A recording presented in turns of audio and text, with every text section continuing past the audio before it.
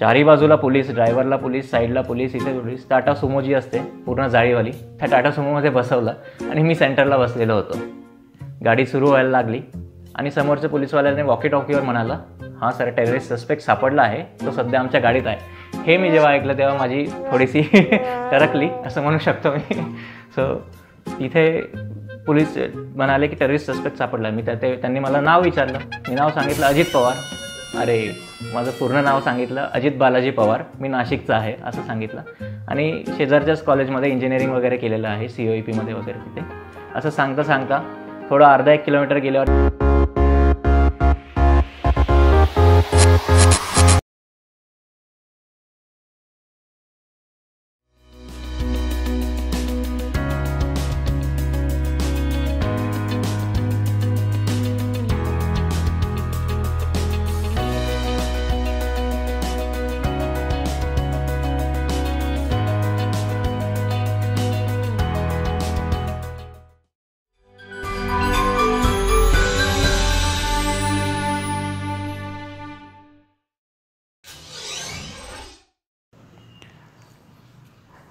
नमस्कार मंडळी, स्टार्टअप कट्ट्याच्या पुढच्या भागामध्ये मी सचिन तुम्हा सर्वांचं परत एकदा स्वागत करतो आहे.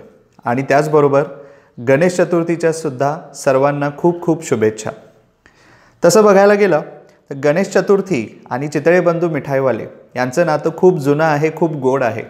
आणि त्याचमुळे नात्यातला गोडवा जपतो आम्ही ही टॅगलाईन घेऊन येणाऱ्या ज्या काही या अप्रतिम ॲडव्हर्टाइजमेंट्स आज आपण बघतोय, जशी की रिसेंटली आपण बघितलेली होती ज्याच्यामध्ये सिद्धार्थ जाधव आणि डॉक्टर मोहन आगाशे सर.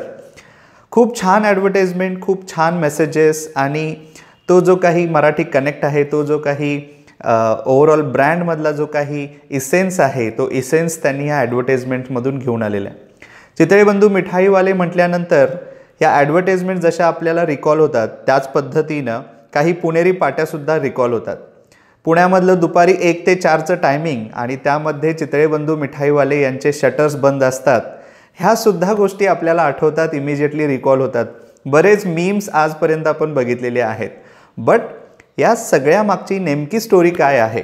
अगदी यामध्ये चितळेचं ब्रँड बिल्डिंग असेल, त्यांचे प्रॉडक्ट्स असतील, चितळेंची बाकरवडी असेल, बाकरवडीची जी काही स्टोरी आहे, ही संपूर्ण स्टोरी उलगडण्यासाठी आज आपल्यासोबत चितळे ग्रुपचे डायरेक्टर, चितळे ग्रुपचे पार्टनर आहेत इंद्रनील चितळे. आज इंद्रनील चितळे आपल्याला ह्या संपूर्ण ब्रँड मागची, ह्या संपूर्ण चितळे बंधू मिठाईवाले, इस्पेशली मग ती बाकरवडी असेल, दुपारी 1 ते 4चं टायमिंग असेल, ह्या ॲडव्हर्टाइजमेंट्स असतील, ब्रँड बिल्डिंग असेल, ह्या संपूर्ण गोष्टींमागची जी काही स्टोरी आहे, जी कहाणी आहे, ती आज आपल्याबरोबर शेअर करणार आहे. तर चला तर जाणून घेऊयात इंद्रनील चितळेंकडून चितळे ब्रँड बिल्डिंग किंवा चितळे बंधू मिठाईवाले या मागची संपूर्ण स्टोरी. जसं की आपल्या सर्वांनाच माहिती आहे, चितळे ग्रुप गेल्या 75 वर्षांपासून दुग्ध व्यवसायात आणि 60पेक्षा जास्त वर्षांपासून मिठाई व्यवसायात आहेत. आणि या ग्रुपला श्रेय जातं ते म्हणजे सर्वात आधी पाऊच फॉर्ममध्ये दूध आणि पूर्ण ऑटोमेशनवर बाकरवडी आणि मोतीचूर लाडू आणण्यासाठी. इंद्रनील चितळे हे याच चितळे बंधू ग्रुपमध्ये 4थ्या पिढीचे उद्योजक, ज्यांचं सुरुवातीचं शिक्षण पुण्याच्या SP कॉलेजमध्ये आणि इंजिनिअरिंगचं शिक्षण इथल्याच विश्वकर्मा युनिव्हर्सिटीमध्ये झालं. त्यानंतर त्यांनी पुढचं शिक्षण घेतलं हार्वर्ड युनिव्हर्सिटीमध्ये. इंद्रनील आज चितळे ग्रुपच्या स्ट्रॅटेजी, मॅन्युफॅक्चरिंग, ऑटोमेशन, ऑपरेशन्स आणि रिसर्च यामध्ये प्रमुख लक्ष देत असतात. एवढंच नाही तर वुमन्स क्रिकेट, जेनेटिक्स आणि HR यासारख्या बाकी सेक्टरमध्ये सुद्धा ते पूर्ण इंटरेस्ट घेऊन काम करत आहेत. स्टार्टअप कट्टाच्या आजच्या भागात ते शेअर करतील त्यांचा यामागील अनुभव, काही जुने किस्से आणि उलगडतील त्यांच्या या ब्रँड मागची संपूर्ण स्टोरी. प्लेयर असल्यामुळे आमचा धंदा कधी थांबलाच नाही. म्हणजे लॉकडाऊन जरी असला तरी आम्ही दुधाच्याही धंद्यात असल्यामुळे आम्हाला मिल्क आणि मिल्क प्रोडक्ट्स रिटेल करणं हे मॅन्डेटरी होतं. आणि त्या दृष्टीने आमच्या सगळ्या फॅक्टरीज चालू असल्यामुळे आम्हाला इतर प्रोडक्ट मॅन्युफॅक्चर करता येत होते आणि सगळीकडेच त्याची डिमांड होती. आणि गेल्या 10 वर्षात स्ट्रॅटेजिकली आम्ही आमच्या धंद्यात खूप बदल केलेला आहे की ज्याच्यात आम्ही आमच्याच दुकानांवरती अवलंबून नाही आहोत. की सगळं जर का बघितलं तर संस्थेचा टर्नओव्हर पैकी 10% जास्त टर्नओव्हर आता दुकानांमधनं होत नाही. म्हणजे मग ते आमचे असो नाहीतर फ्रँचायझी असो. उरलेला सगळा जो बिझनेस आहे, जो इतर 90% खंड जो आपण बघतो, तो आमच्या डिस्ट्रीब्युशन चेनमधून येतो. की कोणी किराणा मालवाला असू शकतो, कोणी सुपर मार्केट असू शकतं, कोणी मल्टी ब्रँड रिटेल आउटलेट असू शकतं, एक्सपोर्ट मार्केट असू शकतं. या सगळ्या मार्केटमध्ये डिमांड सगळीकडे चांगलीच होती. त्यामुळे आमच्या ऍक्च्युली स्टोर चालू नसले तरी काही फरक पडला नाही. उलट आम्हाला नेहमीपेक्षा जास्त काम करायला लागलं. काम करावं लागलं. राईट.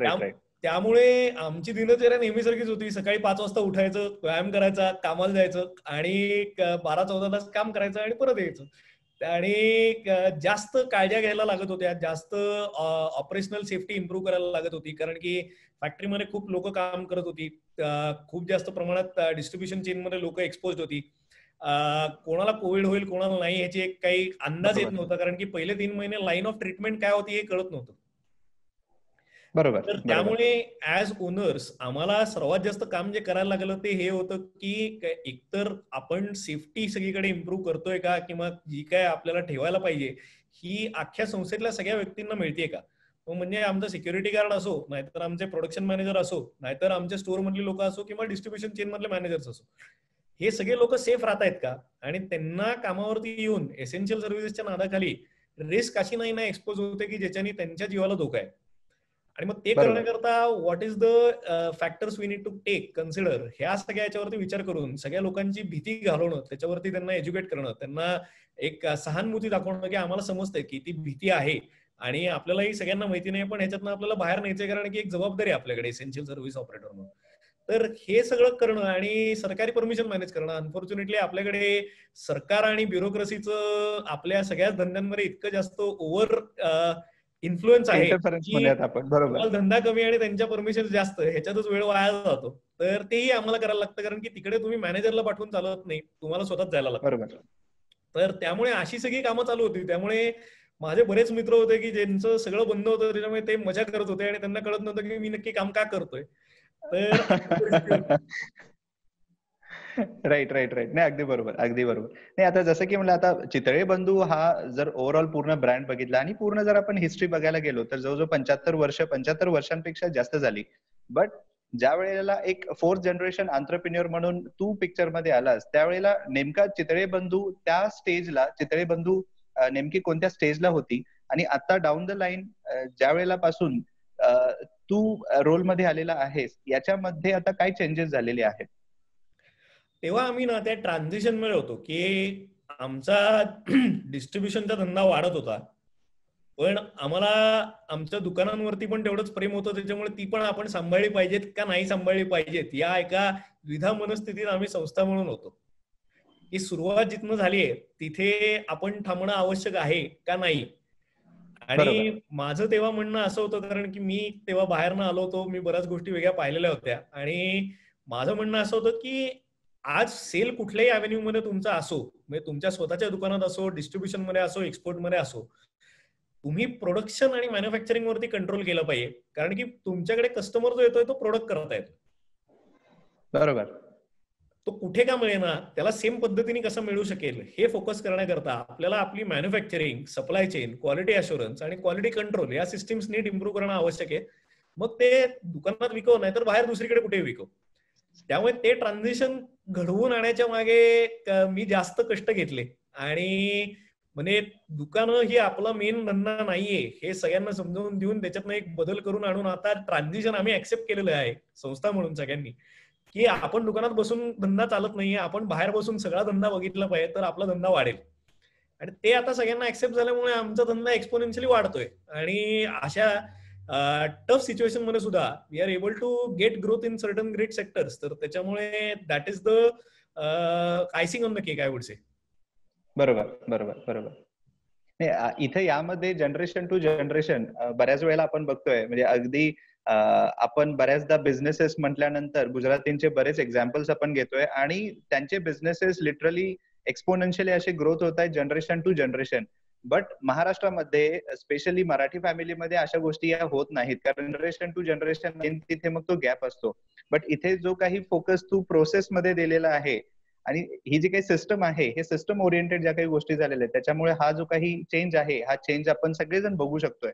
बट अगदी सुरुवातीपासून जर आता आपण बघितलं म्हणजे तुमचे जे पंजोबा आहेत, बीजी चितळे सर आहेत, त्यांच्यापासूनची जर आपण सुरुवात बघितली तर तू पर्सनली त्यांची कधी भेट झालेली नसणार आहे, बट काही असे इन्सिडेंट्स जे तुझ्या आजोबांच्याकडून, बाबांकडून काही कानावर आलेले आहेत का, की आज स्टार्टअप बद्दल आपण बऱ्याच गोष्टी बोलतोय की हे चॅलेंजेस आहेत किंवा हे सिच्युएशन आहे, बट त्यावेळेला ज्यावेळेला बीजी चितळे सरांनी ह्या सगळ्या गोष्टी चालू केल्या त्यावेळेला नेमकी सिच्युएशन काय होती? काय बघायला गेलं तर माझे पणजोबा हे सुद्धा स्टार्टअप एंटरप्रेन्योरच आहेत. तेव्हा राईट राईट राईट. स्टार्टअप असा हॅशटॅग नव्हता तयार, किंवा त्यांना ते हॅशटॅग कळत नव्हता. नव्हतं.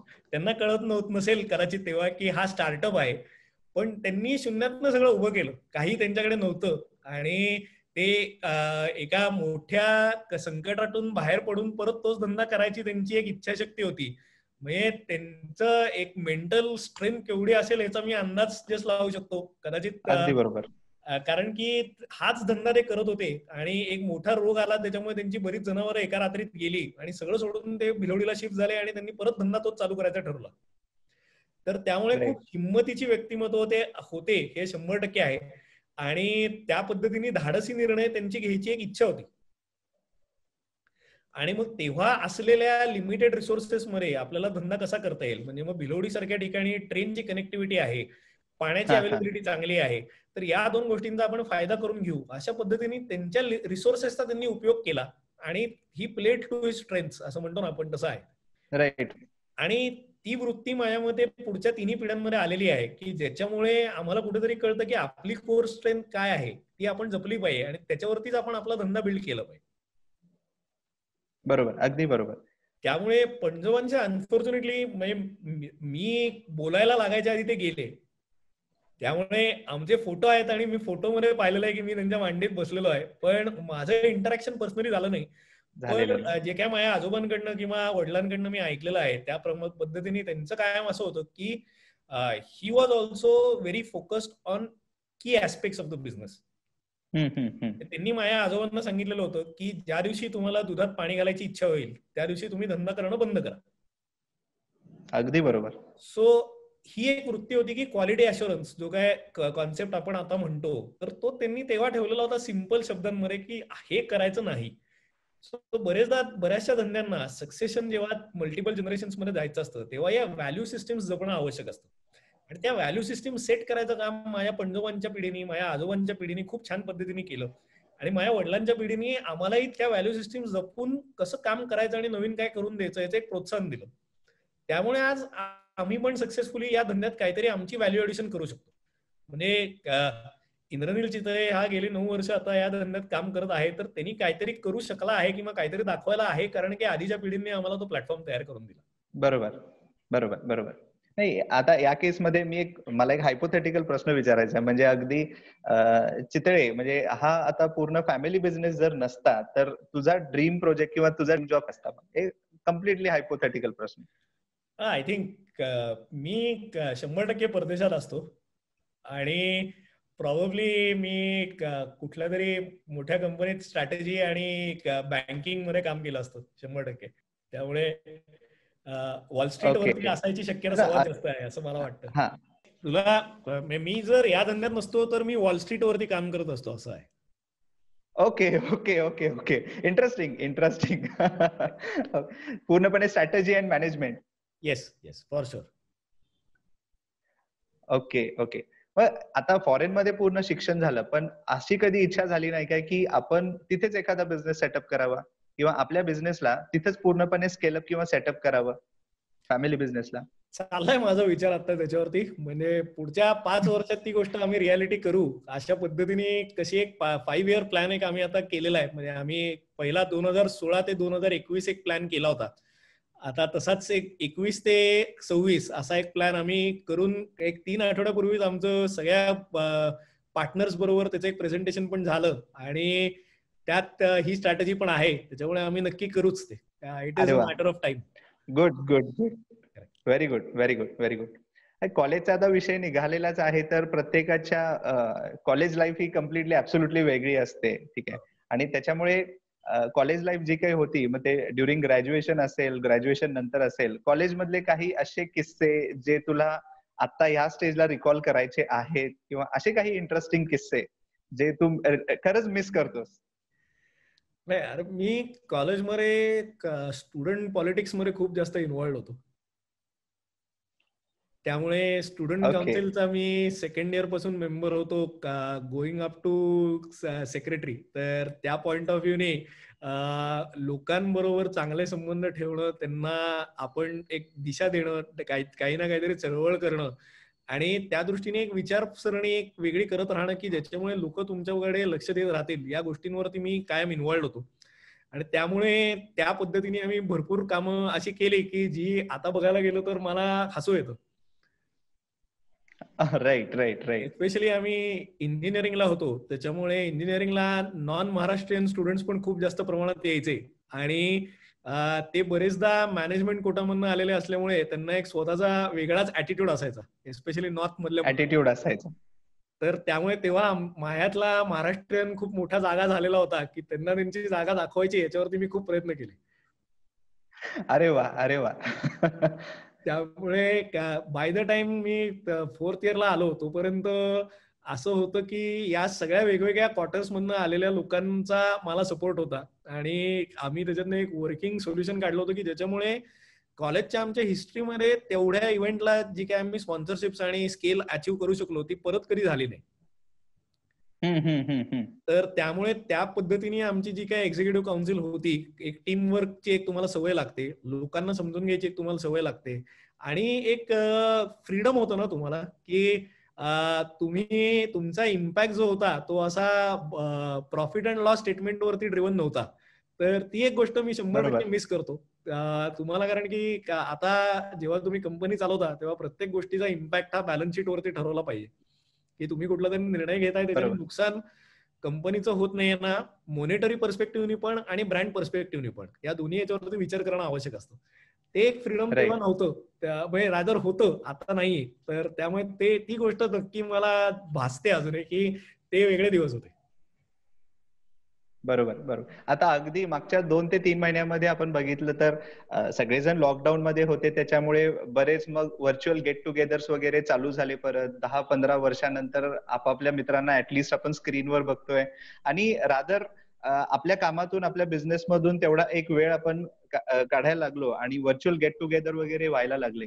तर असे तुझे किती मित्र आहेत जे अजून सुद्धा तुझ्या टच मध्ये आहेत, कॉन्टॅक्ट मध्ये आहेत आणि तू खरंच त्यांना पर्सनली भेटण्यासाठी अजून तू मिस करतोयस? तुझ्या मित्रांबद्दल काय सांगशील? माझं तसं फ्रेंड सर्कल खूप छोटं आहे बघायला गेलं तर. म्हणजे एक साधारण 10 ते 15 संख्या ते असतील की जी लोकांना मी काही झालं तरी त्यांच्या बरोबर माझे संबंध अजूनही आहेत. मग ते शाळेपासून असो, नाही तर आता कॉलेजमध्ये असो किंवा नंतर कामावरती असो. आणि त्या दृष्टीने त्यांच्याकरता कायमच वेळ काढला जातो. म्हणजे त्याच्यापेक्षा मोठं मला स्पेक्ट्रमची अशी कधी गरज भासली नाही की मला अजून 10 लोकांना भेटावं. Right right right. त्यामुळे जे आहे त्या सर्कल बरोबर मी खुश आहे आणि त्यांच्याबरोबर एक ती वेव्हलेंथ जुळलेली आहे, ती छान राहिलेली आहे. त्यामुळे त्यात काही वेगळा बदल करावा असं मला कधी वाटलं नाही आता. नाही, खूप चांगला इन्साइट आहे, खूप चांगला इन्साइट आहे. म्हणजे अगदी आता सुरुवातीला तू बोललास की साधारण दिवसातले 12 ते 14 तास तुझे पूर्णपणे कामामध्ये जात असतील, बट अदरवाईज ज्या वेळेला तुला वेळ मिळतो त्यावेळेला एक एक काहीतरी पॅशन आपण जपलेला असतो, काहीतरी हॉबी आपण जपलेली असते. तर तुझी अशी काही हॉबी आहे जी तू आजपर्यंत जपतोयस? मला 2 गोष्टी खूप मनापासून आवडतात. एक म्हणजे म्युझिक. मी सध्या ड्रम्स वाजवायला शिकतोय गेले 3 वर्ष. मी कीबोर्ड्स वाजवू शकतो, मी हार्मोनियम वाजवू शकतो, मी तबला वाजवायला ट्रेंड आहे. आणि म्हणजे इंडियन क्लासिकल पासून अगदी क्लासिक रॉक आणि सायकेडेलिक रॉक पर्यंत सगळ्या पद्धतीचं म्युझिक मी ऐकतो, वाजवतो, क्रिएट करतो. त्यामुळे that is one passion that I genuinely like to give time to. आणि दुसरी मला आवड जी आहे ती मोटरसायकल्सची आहे. त्याच्यामुळे मी जगभरात वेगवेगळ्या खंडांवरती मोटरसायकल चालवलेली आहे, वेगवेगळ्या अंतर कव्हर केलेली आहेत. भारतात पण भरपूर मोटरसायकलवर फिरलेलो आहे आणि अजूनही मला वेळ मिळेल तसं मी मोटरसायकल काढून फिरतो. आवडतो मला. माझा त्याचा एक वेगळा ग्रुप आहे आणि आम्ही कित्येक वर्ष एकत्र राईड करत असल्यामुळे आम्हाला मजा येते ते करायला. Right right right right. आता माझा जो पुढचा प्रश्न आहे तो म्हणजे तुझ्यासाठी एवढा असा तो इम्पॉर्टंट वाटत नसेल, बट अगदी लेमनच्या लँग्वेज मधला तो पूर्णपणे प्रश्न आहे. म्हणजे शाळेमध्ये असताना किंवा कॉलेजमध्ये असताना चितळेंचा मुलगा आहे किंवा चितळेंचा नातू आहे म्हणून स्पेशल ट्रीटमेंट मिळालेली आहे, किंवा तू कधी त्याचा ऍडव्हान्टेज घेतलेला आहेस, असं कधी काही झालेलं आहे काय?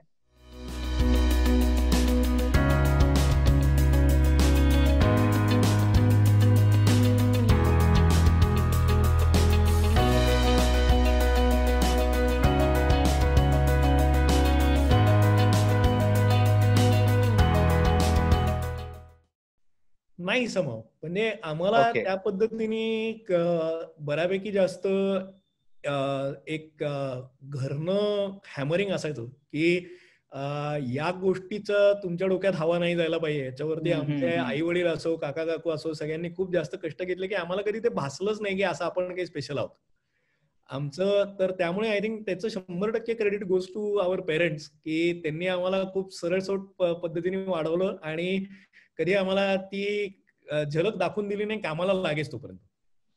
त्यामुळे असं कधी काही स्पेशल झालं नाही. आणि पुण्यासारख्या शहरात काय की असे म्हणजे चितळेंसारखे 200 लोक अजून असतात, त्याच्यामुळे काही एवढं असं इतकी प्रेफरन्शियल ट्रीटमेंट पुण्यात असं काही कधी मिळत नाही, कुठेच काही लागत नाही आणि बऱ्याचशा गोष्टी अवेलेबल असतात, त्याच्यामुळे तुम्हाला गरज पण पडत नाही असं.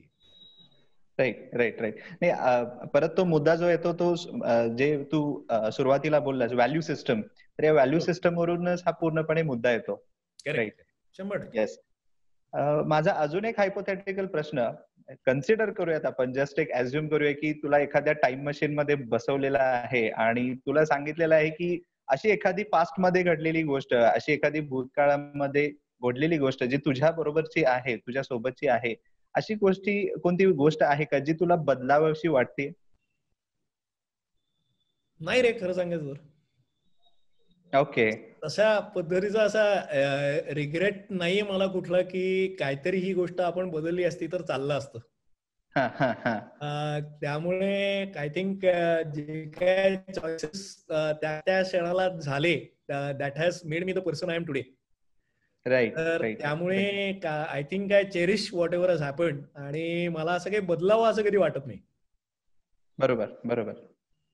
राईट. माझा पुढचा प्रश्न असा आहे की आतापर्यंत 4th जनरेशन एंटरप्रेन्योर म्हणून तुझी ओळख आहे चांगली, पण या केसमध्ये किंवा तुझ्या संपूर्ण जर्नीमध्ये आजपर्यंत तुझं कंपॅरिझन बऱ्याचदा बाबांसोबत किंवा आजोबांसोबत सुद्धा झालं असेल, ठीक आहे? तर असे काही इन्सिडेंट्स तुला आठवतात का जिथे तुझं कंपॅरिझन तिथे झालेलं आहे आणि त्या कंपॅरिझनला तू जेन्युइनली उतरलेला आहेस?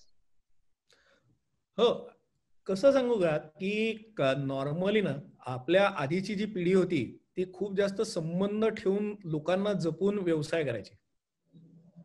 बरोबर. आणि जेव्हा मी आलो तेव्हा मी परदेशात पण राहिलेलो होतो, थोडं कामं पण केलेली होती आणि माझा ऍटिट्यूड होता तो खूप जास्त सिस्टीम ड्रिव्हन होता. बरोबर. की माझं काय अजूनही माझं तसंच म्हणणं असतं की सिस्टीम ही माणसापेक्षा मोठी असली पाहिजे. आणि भारतीय कामाची पद्धत जी आहे त्याच्यात थोडंसं उलट आहे की आपण सिस्टीमपेक्षा माणुसकीला आणि त्या नात्यांना, संबंधांना आणि त्या गोष्टींना जास्त जपतो.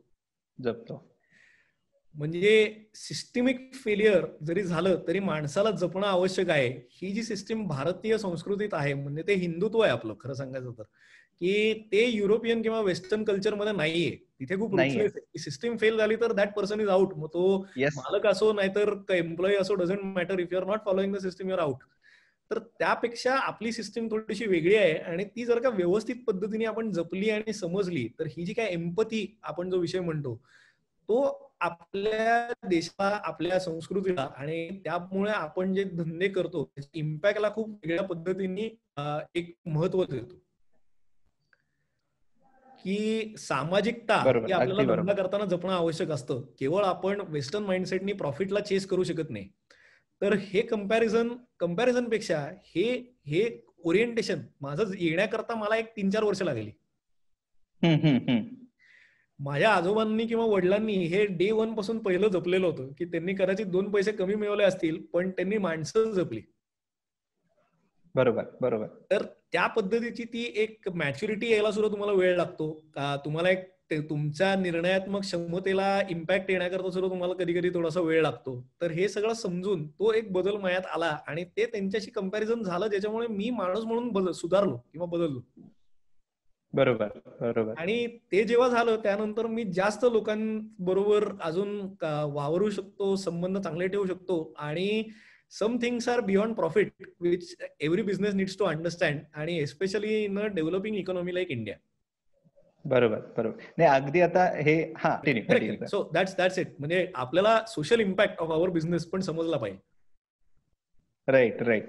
आणि आता म्हणजे मी तर हे म्हणेन की संपूर्ण इंटरव्ह्यू मध्ये हे जे आता तू अँसर दिलास हे अगदी अंडरलाईन करण्यासारखं अँसर आहे. कारण माणसं जपणारी जी काही हे क्वालिटीज आपण म्हणूया, जी ह्युमिलिटी आहे, जी एम्पॅथी आहे, हे जे काही अफेक्शन आहे, हे अगदी आज चितळेंच्या ऍडव्हर्टाइजमेंट मधून सुद्धा दिसतं हे. ठीक आहे. त्याच्यामुळं अगेन तो मुद्दा व्हॅल्यू सिस्टमवर येतो आणि त्या पद्धतीने ह्या जनरेशन टू जनरेशन चालतेला आपल्याला आता दिसत आहेत. ठीक आहे. बरोबर. आता बाय द वे आता विषय निघालेलाच आहे, तर पुण्यामध्ये पुणेरी पाट्या असतील आणि बरेच गोष्टी मीम्स आणि या सगळ्या गोष्टी असतील. तर जाता जाता एक फक्त मला प्रश्न विचारायचा की आजपर्यंत चितळेंवरचा कोणता असा जोक किंवा एखादी पुणेरी पाटी तुला आठवती का, जी खरंच तुला सारखी सारखी आठवून तुला हसावं असं वाटतं? तो रजनीकांत वरचा जो जोक होता तो मला जेन्युइनली आवडला होता. ओके. की माझ्या मते रजनीकांत आमच्या बाजीराव रोडच्या दुकानात होतो आणि तेव्हा दुकानं दिवसभर चालू नसायची. म्हणजे दुपारी 2 ते 4 बंद असायची. तर तो नेमका 2:10 येतो आणि तो म्हणतो की अरे मी रजनीकांत मी काही झालं तरी घेऊन जाणारच. तो आत जातो, भरपूर मार खाऊन बाहेर येतो आणि नंतर कोणतरी चितळे बाहेर येतात आणि म्हणतो रजनीकांत असेल तू चेन्नई, तिकडे आम्ही म्हणू तीच पूर्व दिशा.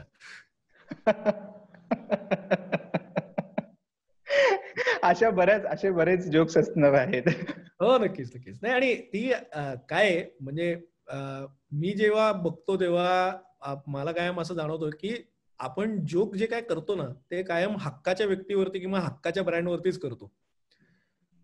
अगदी तर बरोबर. त्यामुळे ज्या काय पद्धतीने लोक आमच्या बद्दल जोक करतात त्याच्यातनं हे दिसतं की लोकांच्या मनात आम्ही आहोत कायम. मग ते सार्कॅझम असू शकतं किंवा it is the affection, it can be sometimes अँगर ऑल्सो. आणि ती काय ब्रँड व्हॅल्यू जी आहे ती खूप सॉफ्ट व्हॅल्यू आहे, म्हणजे ती तुम्ही मेजर नाही करू शकत कधी कधी. हे लोकांच्या डोक्यात आम्ही आहोत हा मी त्यांचा मोठेपणा समजतो. आमच्या पिढीचं फळ आहे असं मी म्हणेन. आणि त्यामुळे आम्हाला मार्केटिंग करायलाच लागत नाही ना. आमचे जोक हे आमचे कस्टमर्सच करतात आणि तेच आमची पब्लिसिटी करतात. त्यामुळे त्यापेक्षा चांगलं काय पाहिजे. Your customers are your best advertisers आणि they are doing it for you. Advertisers. Right right right right. अगदी बरोबर अगदी बरोबर. आता चितळेंमध्ये पूर्णपणे एक रेंज किंवा एक व्हरायटी ऑफ प्रोडक्ट्स आहेत. ठीक आहे. आणि प्रत्येक प्रोडक्टची ती खासियत आहे आणि प्रत्येक प्रोडक्टचा तो आपण म्हणू शकतोय तो एक कन्झ्युमर बेस सुद्धा आहे. बट ओव्हरऑल जर आपण बघितलं, जर सगळ्यांचा फेवरेट जर कोणता आयटम असेल तर ती आहे चितळेंची बाकरवडी. तर बाकरवडीची नेमकी स्टोरी काय आहे हे जरा सांगू शकशील? सो बाकरवडी हा ऍक्च्युली गुजराती पदार्थ आहे. राईट. म्हणजे बाकरवडी हा मूळचा गुजरातचाच पदार्थ आणि तो तिकडे एका वेगळ्या पद्धतीने विशिष्ट वेगळ्या चवीच्या पद्धतीने तो बनवला जातो. राईट. आमच्याकडे तेव्हा इतकं ऑटोमेशन नव्हतं, त्याच्यामुळे काही आचार्य होते जे गुजरातवरनं आमच्याकडे यायचे आणि काम करायचे. आणि त्या एका आचार्यांनी माझ्या आजोबांना हा प्रोडक्ट करून दाखवला आणि तो प्रोडक्ट बघून माझ्या आजोबांना आवडला आणि त्यांनी त्याच्यात मॉडिफिकेशन केली की तो गुजराती जो प्रोडक्ट असतो तो शॅलो फ्राईड असतो आणि थोडा ओलसर असतो. तर त्यावेळेस आजोबांचा विचार असा आला की आपण जर नागपूरची जी पुडाची वडी आहे त्या पद्धतीचा तिखटपणा आणि शॅलो फ्राईडच्या ऐवजी डीप फ्राईड बनवून खुसखुशीत किंवा कुरकुरीत प्रोडक्ट करू शकतो का की जो खाता येईल. असं एक्सपेरिमेंट करून ती पुणेरी बाकरवडी झाली आणि आता ती पुण्याची आयडेंटिटी आहे आणि आता महाराष्ट्राची आयडेंटिटी झालेली आहे असं म्हणता येईल आपल्याला. अगदी बरोबर अगदी तर बरोबर. त्यामुळे यामध्येच त्याकरता we have to thank. Yes.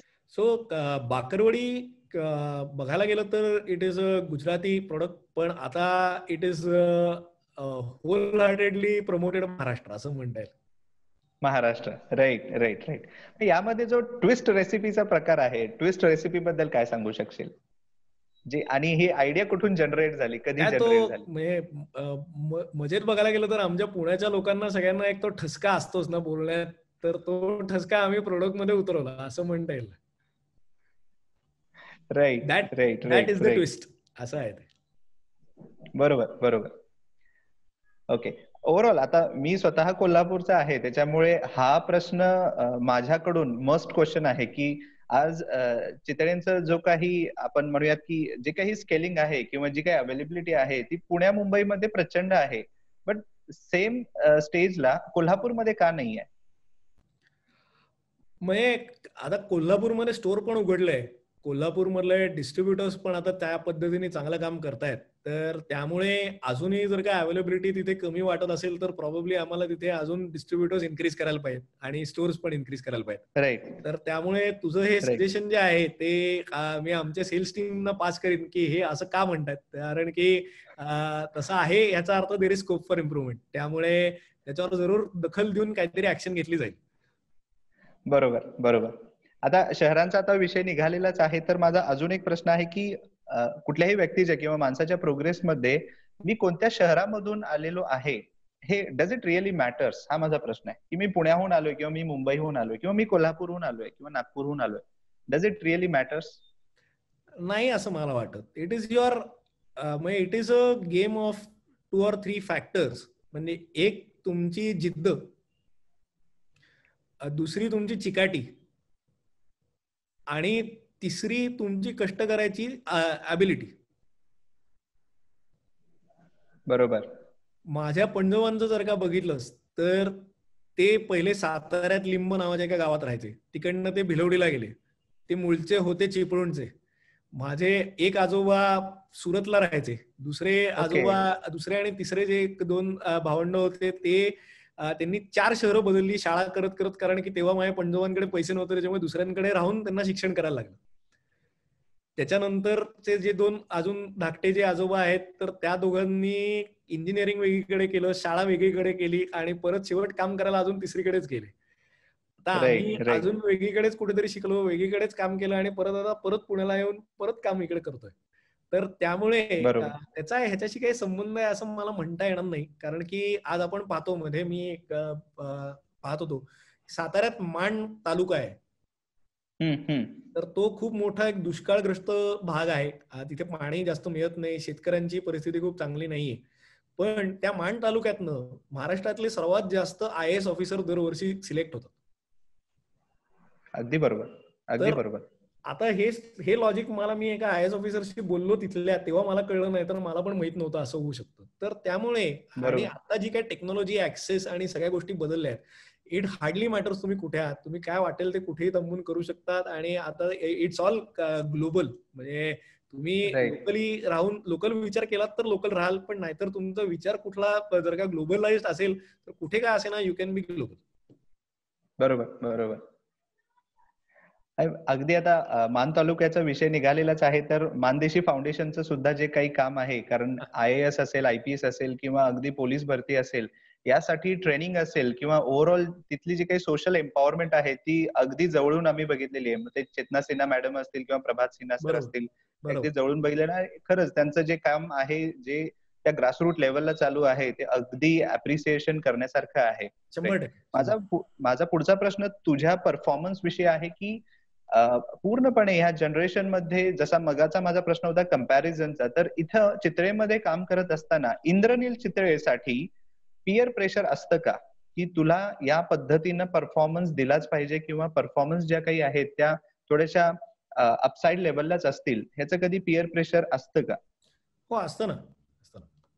कारण आता कसं आहे की आम्ही सुद्धा जसे प्रोफेशनलाइज होतोय तसं आम्हाला आमचा जे काय की इंडेक्सेस आहेत मेजरमेंटचे, की म्हणजे समजा रिटर्न ऑन कॅपिटल एम्प्लॉईड असो किंवा डेट टू इक्विटी रेशो असो, ओव्हरऑल प्रॉफिटेबिलिटी असो, की प्रॉफिट आफ्टर टॅक्स किती येतोय, तुमचा EBITDA किती येतोय, की एव्हरीथिंग बिफोर टॅक्स आणि इंटरेस्ट आणि डेप्रिसिएशन काय येत आहे.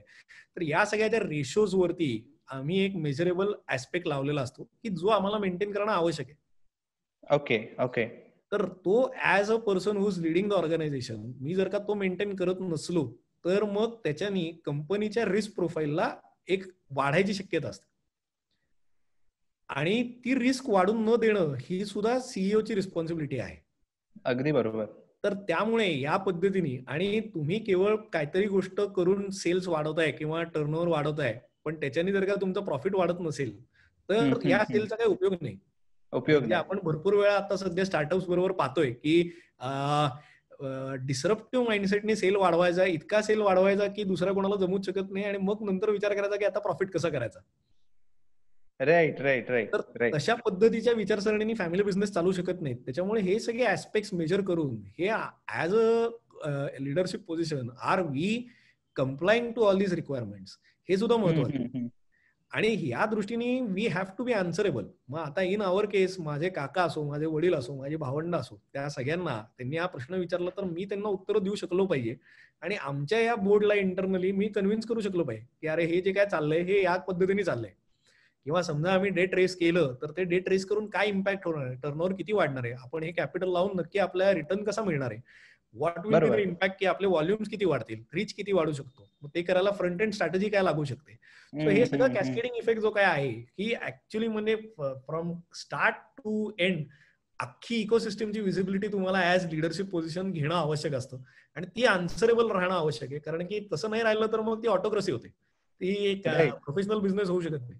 मी म्हणेन ती पूर्व दिशा, तर ते नाही चालू शकत कारण की तुम्हाला चेक्स अँड बॅलन्सेस पाहिजे.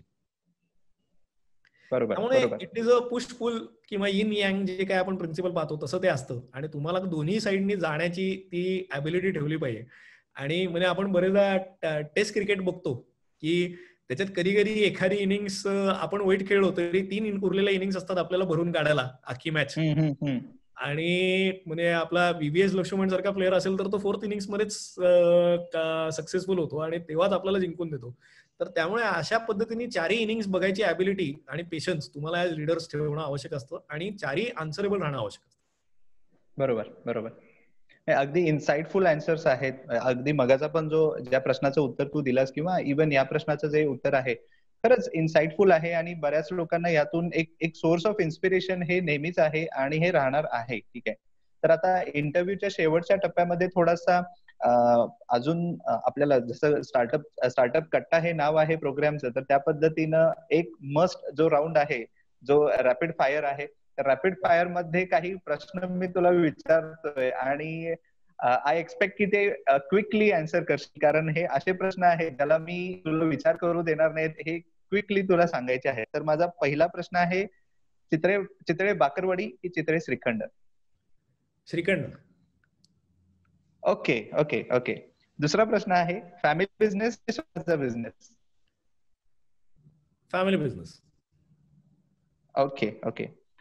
थर्ड आणि इंटरेस्टिंग प्रश्न, याचा सुद्धा मला जेन्युइन आन्सर पाहिजे तुझ्याकडून. फर्स्ट बेंचर की लास्ट बेंचर? लास्ट. अरे वा, आणि हे तू प्राऊडली सांगतोस त्यामुळे मला सुद्धा हे प्राऊड वाटतं. ओके. चौथा प्रश्न, आवडतं शहर भिलवडी की पुणे? पुणे. ओके. आणि शेवटचा प्रश्न, तुझे आवडते बिझनेस आयडॉल कोण, रतन टाटा की मुकेश अंबानी? दोघही. ओके. थोडं अजून स्पेसिफाय करशील? हो, नक्कीच. म्हणजे काय आहे की तुम्ही जर का बघितलं तर it is a very different ideology that both of them employ, आणि दोन्ही तुम्ही ऍज बिझनेस लीडर्स ओनर्स तुम्ही स्टडी करणं आवश्यक आहे. रतन टाटांनी एक फॅमिली बिझनेस इनहेरिट केला आणि तो JRD टाटांनी बनवलेला होता की जो जेव्हा भारतात सोशलिझम आणि कम्युनिझम खूप जोरात चालू होतं आणि लायसन्स राज चालू होता, तर त्या काळात कॉन्शियस कॅपिटलिझम होऊ शकतं आणि चांगल्या पद्धतीने फक्त इंडस्ट्रियलिस्ट श्रीमंत होऊ शकत नाही, तर अगदी तळागाळातल्या प्रत्येक एम्प्लॉईला व्हॅल्यू क्रिएट करता येऊ शकते. हे आपल्याला JRD किंवा रतन टाटांनी दाखवून दिलंय की आज कित्येक लाख एम्प्लॉईज त्यांच्या संस्थेत काम करतात आणि ते ऑर्गनायझेशन प्रोफेशनली चालू शकतं आणि it is creating value every day. बरोबर. त्यामुळे त्या बाबतीत त्यांचं मला अप्रिसिएशन आहे. आणि तसंच मला मुकेश अंबानींबद्दल अप्रिसिएशन आहे, कारण की त्यांनी सुद्धा एक फॅमिली लेगसी बिझनेस इनहेरिट केला की जो प्रचंड ट्रेडिशनल आणि हेवी कॅपेक्स वाला होता. राईट. आणि त्या पॉइंट ऑफ व्ह्यू वरनं त्यांनी एक डिस्रप्टिव्ह माइंडसेट जसं की जिओ तयार केला. मी मध्येच त्यांचा 2003चा इंटरव्ह्यू पाहत होतो, जेव्हा त्यांच्या डोळ्यात अख्खं जिओ त्यांनी व्हिज्युअलाइज केलेलं होतं. तर अशा पद्धतीने data will be the new oil he concept त्यांना कळत होती. त्यांना ते समजून त्याच्यावरती त्यांनी ऍक्शन्स घेतल्या होत्या आणि नाव is just becoming valuable, increasing in value day by day.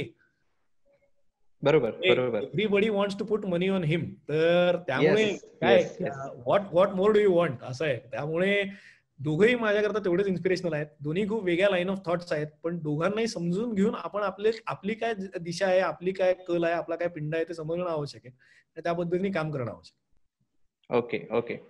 शेवटचा प्रश्न आपण हा इंटरव्ह्यू कम्प्लीट करतोय. हा प्रश्न असा आहे जो मागच्या इंटरव्ह्यू मध्ये बीबीजेचे हनुमंतराव गायकवाड सर आहेत, त्यांना सुद्धा मी हा प्रश्न विचारलेला होता.